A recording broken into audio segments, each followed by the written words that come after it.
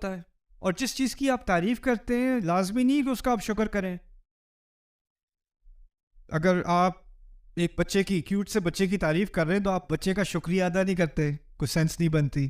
کوئی خوبصورت گاڑی ہے تو اس کی گاڑی کے پاس آ کے آپ گاڑی پہ ہاتھ رکھ کے اس کا شکریہ ادا نہیں کرتے. تعریف ضرور کر دیتے ہیں بڑے مزے کی گاڑی، لیکن آپ اس کا شکر ادا نہیں کرو گے، شکر کی کوئی تک نہیں بنتی. اسی طرح اس کا متضاد بھی صحیح ہے. کبھی کبھی ایسا ہوتا ہے کہ آپ کسی کا شکر ادا کرتے ہیں لیکن وہ تعریف کے لائق نہیں ہوتا. ایسا بھی ہو سکتا ہے. ابراہیم علیہ السلام کو وہی دین سکھایا گیا جو ہمیں سکھایا گیا. ہمیں کیا دین سکھایا گیا؟ انشکر لی ولی والدیکا، اپنے رب کا شکر کرو اور دونوں والدین کا شکر کرو.